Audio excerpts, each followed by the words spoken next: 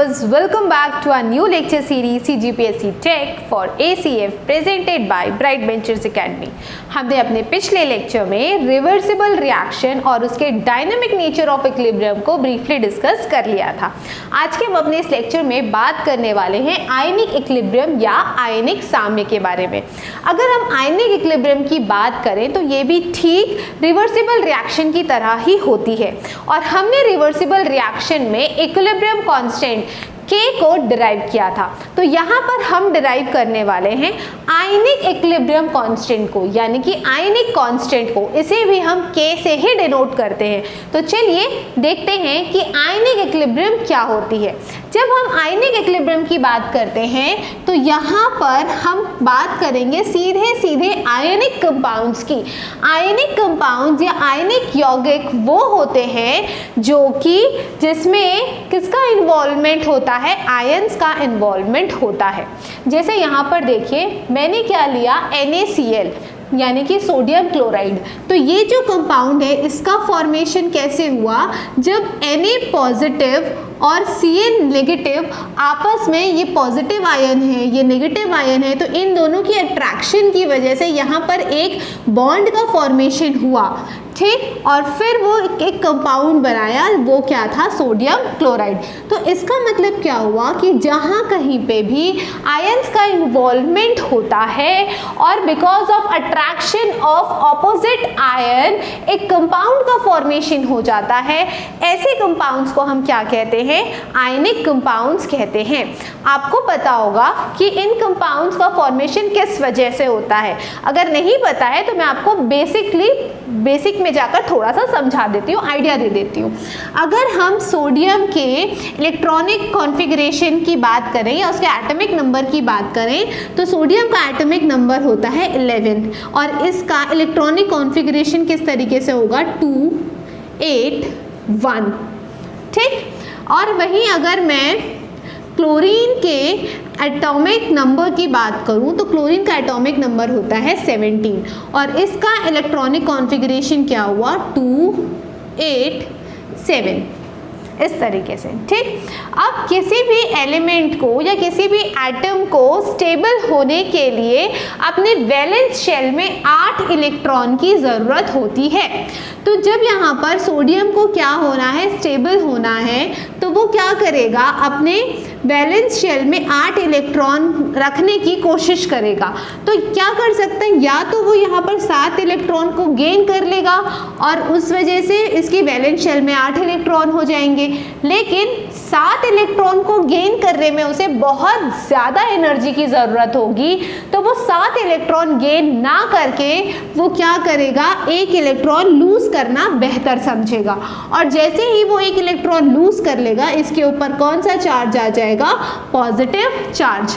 ये positive charge क्यों आया, क्योंकि हमें पता है कि किसी भी एटम में number of protons equal to number of electrons होते हैं, ठीक। प्रोटॉन्स की संख्या भी उतनी होती है जितनी कि इलेक्ट्रॉन्स की संख्या होती है।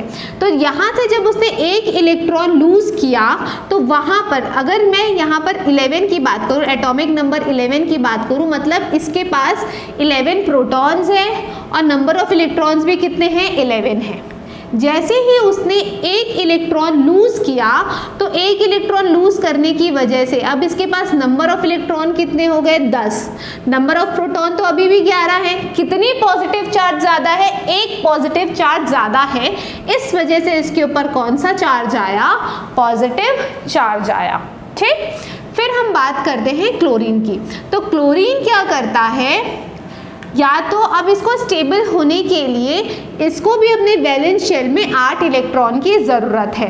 वैलेंस शेल का मतलब क्या होता है, लास्ट वाला शेल, बाहरी जो सबसे आउटर मोस्ट शेल होता है उसे हम वैलेंस शेल कहते हैं, ठीक। तो अब क्लोरीन को क्या ज़रूरत है कि वो क्या कर सकता है, उसके पास क्या क्या ऑप्शन है, या तो वो 7 इलेक्ट्रॉन लूज कर लेगा या तो वो 1 इलेक्ट्रॉन गेन कर लेगा, है ना। बट 7 इलेक्ट्रॉन को लूज करने के लिए उसे बहुत ज़्यादा एनर्जी की ज़रूरत पड़ेगी। तो इसके लिए इजी क्या होगा कि वो क्या करेगा, एक इलेक्ट्रॉन गेन कर लेगा।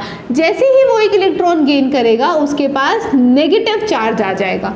अगेन वही वाला प्रिंसिपल फॉलो होगा। नंबर ऑफ प्रोटॉन्स कितने हैं इसके पास, शुरुआत में 17, फिर नंबर ऑफ इलेक्ट्रॉन्स भी कितने होंगे इसके पास, 17। लेकिन जैसे ही इसने एक इलेक्ट्रॉन गेन किया तो एक नेगेटिव चार्ज जो है वो ज़्यादा हो गया। इस वजह से क्लोरीन पे कौन सा चार्ज आ गया, नेगेटिव चार्ज आ गया। और एक बात, जितने भी मेटालिक एलिमेंट्स होते हैं, यानी कि वो एलिमेंट्स जो मेटल होते हैं, वो हमेशा अपने इलेक्ट्रॉन्स लूज करना प्रिफर करते हैं। और इस वजह से मेटल्स जो होते हैं वो हमेशा इलेक्ट्रोपॉजिटिव एलिमेंट होते हैं। वहीं अगर मैं नॉन मेटल की बात करूं तो नॉन मेटल्स हमेशा क्या करते हैं, वो इलेक्ट्रॉन्स गेन करने की कोशिश करते हैं।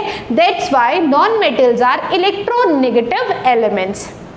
ठीक, चलिए, तो ये Na पॉजिटिव और Cl नेगेटिव के बीच बॉन्ड का फॉर्मेशन किस तरीके से हुआ, इसने अपना जो एक इलेक्ट्रॉन है वो किसको दे दिया, क्लोरीन को दे दिया, और ये जो है सेटिस्फाई हो गया।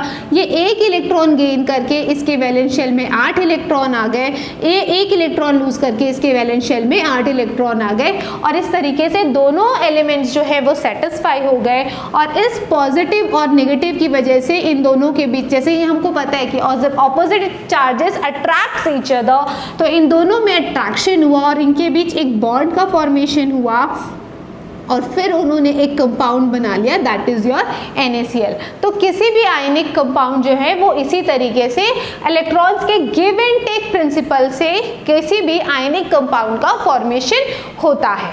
ओके डियर व्यूअर्स, चलिए अब हम देखते हैं यहाँ पर। ठीक, तो यहाँ पर भी क्या हो रहा है, आपको यहाँ पर 2 एरो दिख रहे हैं, मतलब ये एक तरीके का रिवर्सिबल रिएक्शन ही है। ठीक, तो यहाँ पर देखिए रेट ऑफ फॉरवर्ड रिएक्शन यानी कि R1 क्या होगा, कंसंट्रेशन जो है किसके डायरेक्टली प्रोपोर्शनल होगा, कंसंट्रेशन ऑफ NaCl के। अब इस प्रोपोर्शनैलिटी की साइन को हटाने के लिए मैं वहाँ पर एक इक्विलिब्रियम कांस्टेंट लगा दूंगी, यानी कि K1, कंसंट्रेशन ऑफ NaCl। फिर अगर मैं रेट ऑफ बैकवर्ड रिएक्शन की बात करूं तो उसको अगेन मैं R2 के फॉर्म में रिप्रेजेंट करूंगी, और यहाँ पर जो इक्विलिब्रियम कांस्टेंट आ जाएगा वो हो जाएगा K2, और K2 में क्या आ जाएगा, concentration of Na positive into concentration of Cl negative. इस तरीके से अब हमें क्या करना है, आयनिक साम्य या आयनिक इक्विलिब्रियम कांस्टेंट, आयनिक साम्य स्थिरांक को हमें क्या करना है, डिराइव करना है। तो अब हम क्या करेंगे, इन दोनों इक्वेशन को इक्वेट करेंगे। मतलब क्या हुआ, rate of forward reaction will become equal to rate of forward reaction, rate of forward reaction will become equal to rate of backward reaction. इसका मतलब क्या हुआ कि concentration of NaCl will become equal to K2 into concentration of Na positive into concentration of Cl negative. फिर जब हम इन दोनों equation को इक्वेट करेंगे तो क्या हो जाएगा, K1 by K2 is equal to concentration of Na positive into concentration of Cl negative into upon concentration of NaCl। अब ये जो K1 by K2 है इसको हम किस तरीके से डिनोट करेंगे, K से, और फिर K की वैल्यू क्या आ जाएगी, concentration of Na positive into concentration of Cl negative upon concentration of NaCl। यही आपका क्या है, आयनिक साम्य स्थिरांक या इक्विलिब्रियम, आयनिक इक्विलिब्रियम कांस्टेंट। तो अब हम समझ चुके हैं आयनिक इक्विलिब्रियम क्या होता है, हमने ब्रीफली डिस्कस कर लिया। अब हम बात करते हैं उन फैक्टर्स की जो कि आयनिक इक्विलिब्रियम को इफेक्ट करते हैं। तो चलिए डियर व्यूअर्स, अब हम देखते हैं factors affecting ionic equilibrium. Okay dear viewers, तो आयनिक इक्विलिब्रियम और आयनिक इक्विलिब्रियम कांस्टेंट यानी कि आयनिक साम्य और आयनिक साम्य स्थिरांक को डिराइव करने के बाद अब हम बात करेंगे उन फैक्टर्स की जो कि आयनिक इक्विलिब्रियम को इफेक्ट करते हैं, यानी कि उन कारक की जो कि आयनिक साम्य को प्रभावित करते हैं। तो सबसे पहला है डाइल्यूशन या तनुता। तनुता या डाइल्यूशन बढ़ाने से क्या होता है, रेट ऑफ डिसोसिएशन जो है वो बढ़ जाती है, यानी कि वियोजन की मात्रा बढ़ जाती है। इसका मतलब क्या हुआ, जैसे फॉर एग्जांपल मैंने HCl लिया, हाइड्रोक्लोरिक एसिड लिया, अब अगर मैं इसको डाइल्यूट करूंगी, डाइल्यूट करने का मतलब क्या हुआ कि जब मैं इसमें वाटर मिक्स करूंगी तो इसकी जो H पॉजिटिव की संख्या है वो क्या हो जाएगी, बढ़ जाएगी, यानी कि रेट ऑफ डिसोसिएशन, यानी कि इस आयंस में, इस आयनिक कंपाउंड में जितने आयंस प्रेजेंट हैं उनका टूटने का जो रेट होगा, डिसोसिएशन का जो रेट होगा, वियोजन की जो मात्रा होगी वो क्या हो जाएगी, बढ़ जाएगी। तो इसका मतलब क्या हुआ कि डाइल्यूशन, तनुता बढ़ाने से वियोजन की मात्रा जो होती है वो भी क्या होती है, बढ़ जाती है। जैसे कि देखिए यहाँ पर मुझे क्या मिलेगा, H3O positive plus Cl negative, इस तरीके से। ठीक, तो अब देखिए नेक्स्ट क्या है हमारा, नेचर ऑफ इलेक्ट्रोलाइट, यानी कि विद्युत अपघट्य का स्वभाव।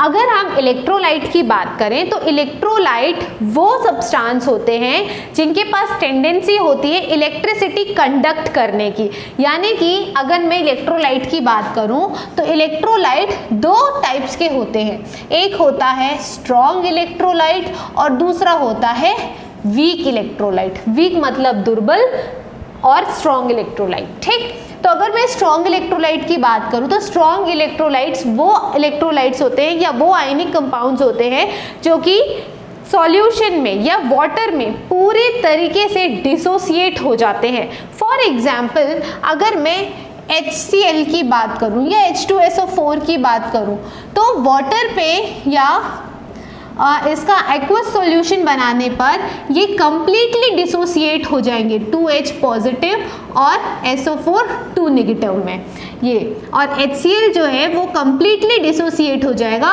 H पॉजिटिव और Cl नेगेटिव में, इस तरीके से। यानी कि वो इलेक्ट्रोलाइट्स या वो आयनिक कंपाउंड्स जो कि कंप्लीटली डिसोसिएट हो जाते हैं पानी में मिलने के बाद, ऐसे इलेक्ट्रोलाइट्स को हम क्या कहते हैं, स्ट्रॉन्ग इलेक्ट्रोलाइट्स। और वीक इलेक्ट्रोलाइट्स की बात करूं तो जो पूरी तरीके से डिसोसिएट नहीं हो पाते हैं ऐसे इलेक्ट्रोलाइट्स को हम क्या कहते हैं, वीक इलेक्ट्रोलाइट। इसका बेस्ट एग्जांपल है एसिटिक एसिड। तो जब मैं इसे पानी में मिलाऊंगी तो ये ज़्यादा अमाउंट में क्या देगा, एसीटेट आयन देगा, CH3COO नेगेटिव, और लेस अमाउंट में वो H पॉजिटिव आयंस देगा, यानी कि ये पूरी तरीके से डिसोसिएट नहीं हो पाएगा पानी में। तो ऐसे इलेक्ट्रोलाइट्स को हम क्या कहते हैं, वीक इलेक्ट्रोलाइट्स कहते हैं। नेक्स्ट है हमारा टेम्परेचर। अब टेम्परेचर क्या रोल प्ले करता है, टेम्परेचर बढ़ाने से किसी आयनिक कंपाउंड की जो डिसोसिएशन का जो रेट है वो बढ़ जाता है। यानी कि जब हम कोई आयनिक सॉल्यूशन ले रहे हैं, आयनिक कंपाउंड का सॉल्यूशन बना रहे हैं, और जब हमने टेम्परेचर इंक्रीज किया तो उनका रेट ऑफ डिसोसिएशन जो है वो बढ़ जाता है। तो इस तरीके से टेम्परेचर जो है वो इफेक्ट करता है। ठीक, लास्ट है हमारा नेचर ऑफ सॉल्वेंट या विलायक की प्रकृति। अगर हम नेचर ऑफ सॉल्वेंट या विलायक की प्रकृति की बात करें तो वो कंप्लीटली डिपेंड करता है dielectric constant. Dielectric constant की वैल्यू जितनी ज़्यादा होगी उतने अच्छे से वो किसी भी इलेक्ट्रोलाइट को अपने अंदर पूरी तरीके से डिसॉल्व करने की क्षमता जो है वो बढ़ जाती है। यही क्या होता है, आपका डाई इलेक्ट्रिक कांस्टेंट होता है। अगर मैं डाई इलेक्ट्रिक कांस्टेंट की बात करूं तो ये वो क्वांटिटी होती है जो कि किसी सब्सटेंस के मेजरिंग एबिलिटी को बताती है कि वो कितने अच्छे तरीके से किसी इलेक्ट्रिकल एनर्जी को किसी इलेक्ट्रिक फील्ड में स्टोर करके रख सकता है। यही आपका क्या होता है, dielectric constant. Dielectric constant की वैल्यू जितनी ज़्यादा होगी उतने ही अच्छे से किसी सॉल्यूशन में इलेक्ट्रोलाइट जो है वो बहुत ही अच्छे से मिक्स हो पाएगा, और अगर बहुत ही अच्छे से मिक्स हो पा रहा है तो उसकी आयनिक इक्विलिब्रियम फॉर्म करने की जो टेंडेंसी होगी वो काफ़ी अच्छी होगी। तो आज के हमने अपने इस लेक्चर में आयनिक इक्विलिब्रियम को ब्रीफली डिस्कस कर लिया है। और डियर व्यूअर्स, हम अपने आने वाले लेक्चर में एसिड्स, बेसेस एंड सॉल्ट्स को ब्रीफली डिस्कस करेंगे, यानी कि हम उन सारे कंसेप्ट्स की बात करेंगे जो कि एसिड, बेसेस एंड सॉल्ट से रिलेटेड है। एज वेल एज पीएच वाले जो क्वेश्चंस आते हैं उनको उसमें बहुत सारे स्टूडेंट्स को बहुत सारे कंफ्यूजन होते हैं, बट मैं आपको ऐसे ऐसे ट्रिक बताने वाली हूँ जिससे बहुत ही इजी तरीके से आप पीएच से आया हुआ कोई भी क्वेश्चन छोड़कर नहीं आएंगे. So please keep watching and keep supporting. Thank you so much.